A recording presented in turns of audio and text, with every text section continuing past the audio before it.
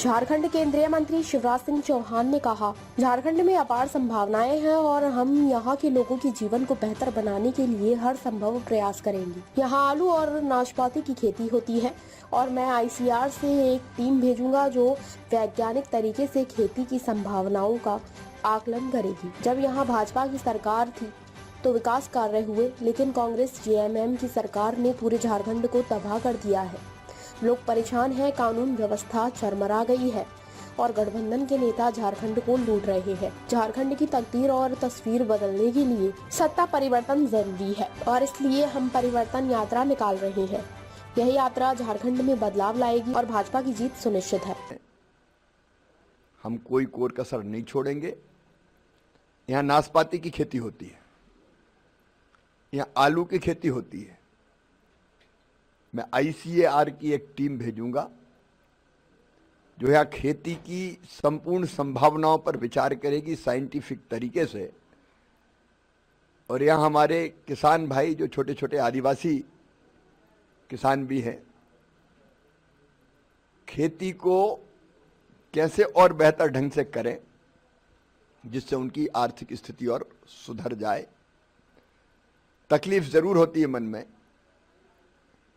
यहां जब बीजेपी की सरकार आई काम हुए, लेकिन पिछले 5 साल में और कांग्रेस जेएमएम ने जैसी सरकार चलाई है, पूरा झारखंड तबाह और बर्बाद हो रहा है।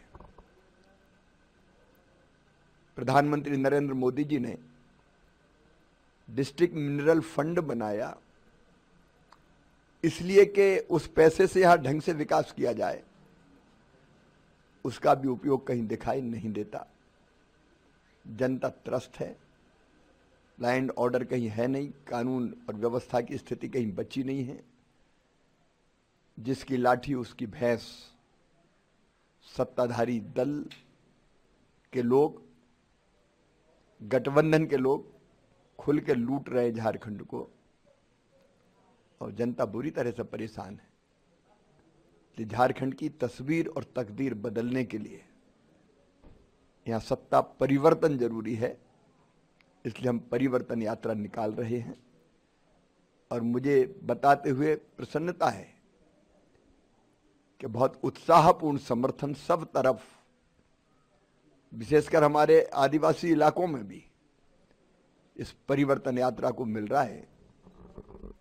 यहाँ रात को कई घंटे लेट आने के बावजूद भी जो स्नेह यहाँ के भाइयों और बहनों ने दिया, अपने परंपरागत जो शैली है, जो उनकी परंपरा है, उस स्वागत ने भाव विभोर कर दिया और मन में एक ही संकल्प उपजा कि इनकी बेहतरी में कोई कसर नहीं छोड़ेंगे। परिवर्तन यात्रा परिवर्तन लाएगी, परिवर्तन सुनिश्चित है। बीजेपी की सरकार अब यहाँ आएगी। कल रात में आपने एक आदिवासी भाई घर पर खाना भी खाया, पारंपरिक खाना खाया, कैसा एक्सपीरियंस रहा?